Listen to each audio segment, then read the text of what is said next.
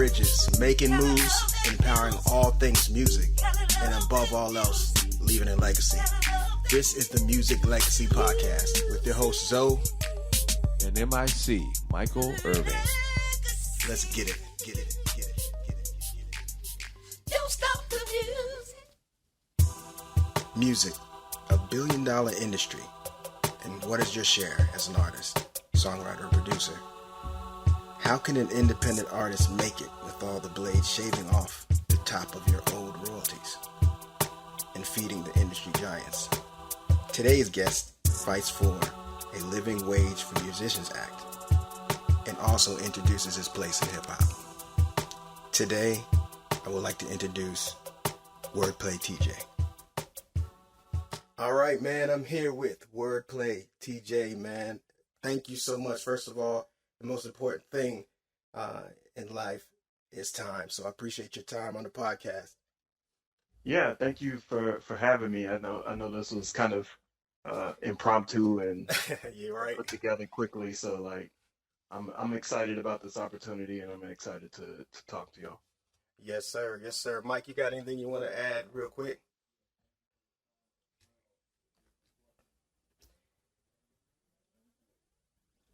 Yeah, for sure. Yes. Okay, wordplay. I want to ask you, man, what was your favorite track that you wrote, and also what inspired it? Yeah, so I need a second to think through. I really have a close connection to most of my songs and my records because they come from a very personal place. But recently, I think my song Sunset is the most one that makes me most proud right now. Sunset is a story of how I was, I had to go live with my grandparents after my parents' divorce. And then my experiences after that really shaped how I came up and how I, kind of move as an adult to this day. And so Sunset was inspired by all of those moments, and I feel like it speaks to the core of who I am. Okay, and on that track, you were the producer of the music, the beat, the composition, the whole 9 yards? Yeah, I've also worked with a few other musicians. I'm an educator as well, so we have some educators who play music within my school district, and so Thomas Horn, Kevin Shintaku, Matt Price are all instrumentalists on this album, and some of their instrumentation was used in this record. Did you use any type of sequences with this, or is it all live instrumentation? It is live instrumentation plus a sequencer. So I use Machine as my primary arranger, and so I loop some of the sounds that are used within the session. But things like drums and that type of thing are often sampled directly from the live session. Okay, so I know that's going to sound good. Thank you for that. Okay, and then is that your new single, the Sunset track? Is that your new single, the newest single, or you just or you have something else? Yeah, Sunset was released in 2020. Yeah, 2023. When I released the album in that October, and then I did the music video a year later, last October 2024. I have a few more tracks that have come out since then. A song called Noir, a song called Feel Something, and a song called Motion. So I have a few more tracks that are a little bit more recent. Okay, yeah, because I like that Sunset, man. That was hot, man. I was listening to it last night, and I was kind of, getting a feel of how you are as an artist. And also, what a lot of people may not understand is that the education part is you you deal with a lot with giving people education on music royalties, how you get it as a songwriter, as a producer, and how to make money. Maybe you could drop some of those gems, just a little bit, like abbreviation of how songwriters and artists could also benefit from the knowledge that you have. Yeah, I'm just collecting the knowledge through experience, and because I am a middle school teacher, I'm able to present that knowledge in a way that can be absorbed by other musicians. I think the primary thing that I think about, and the primary nugget of information that people can take from what I have to offer, is your creative business is still a business. Yeah. It is still something that you have to put action into after you're done being creative. And while you're being creative, you do not have to be transactional. You can be in your emotions. You can feel what you need to feel. You can express what you need to express. But after that song is done and after that song is finished, there's another side to the coin. And I think it's often an 80-20 principle. 80% is the business, getting your music out there, getting it heard, having residuals on the back end, and performing live in front of other people. And then the 20% is the art. And that doesn't mean you don't give the art your whole. That means that after the art is done, you still have work to do on the other side. Agree. Yeah, the majority of the work comes after. A lot of people think that if you do a great song, that's it, and you start getting money all of a sudden. But the work comes then. That's like painting a picture, hanging up in your room, and then expecting people to be able to enjoy the picture. Like it doesn't make sense, and so creatives have to kind of get out of their own way and be able to share their art with the world, but also attract more people to come and hear it. So it doesn't make dollars or cents, huh? Right. All right, well, I'm going to move to this, right, since we're talking about money. Money in the music industry. We know that Universal just acquired CD Baby, Song Trust, and all those entities, right?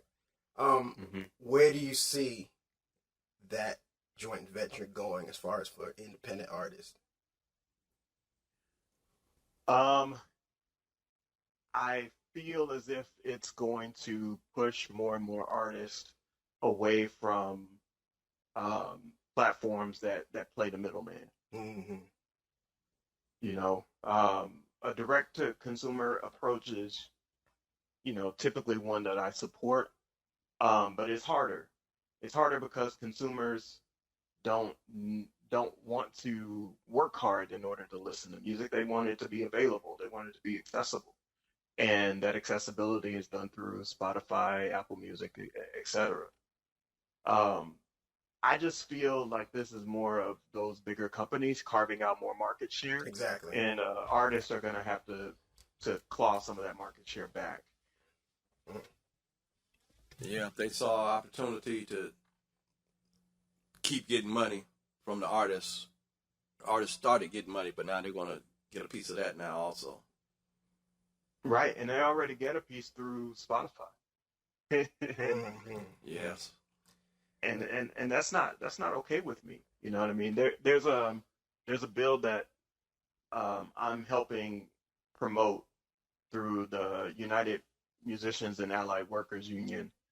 Not technically a union, but definitely an organization that gets together to push legislation for musicians. It's called the Living Wage for Musicians Act.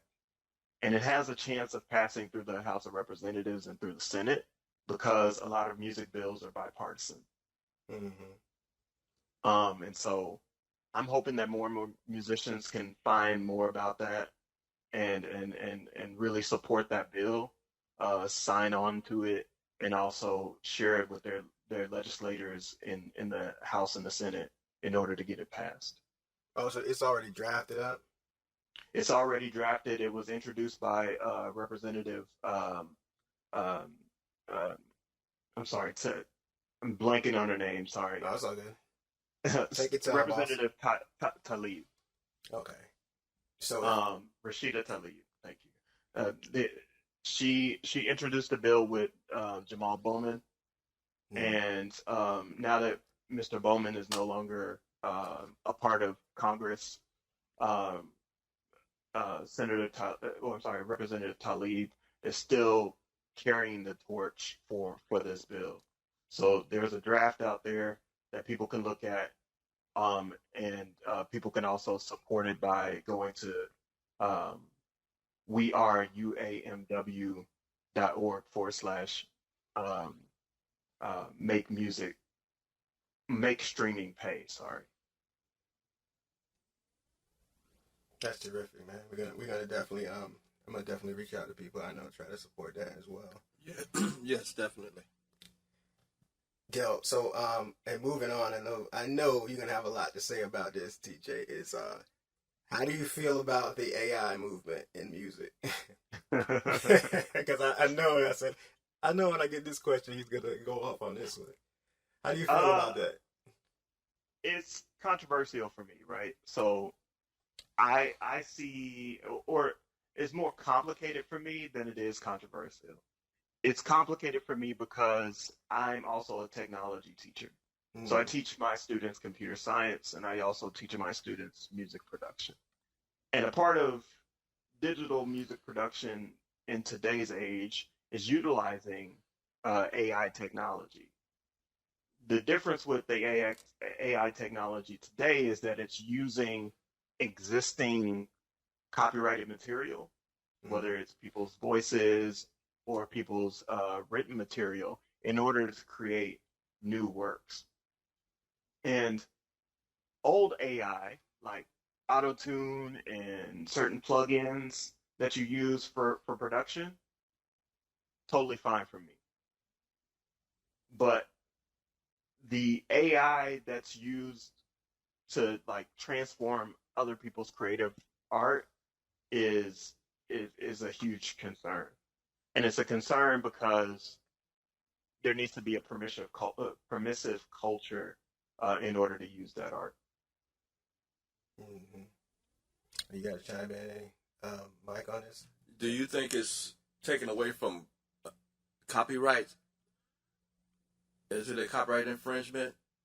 Or do they need to have a mechanical license to use some of the material that they're using? I think people should have to get a license in order to use it. I agree with that. Here's a prime example. Just a few months ago, there was someone that took one of my albums completely without any changes, manipulation, whatever it may be. They just stripped it down from one of the streaming services. And then they re-uploaded it and manipulated it with some AI tools. But the AI tools, all the AI did was slow the music down. And so they completely violated my copyright. Had they just sought permission to like do remixes or create something new with it, I would have felt that was more appropriate. So licensing is I think the more appropriate way to go.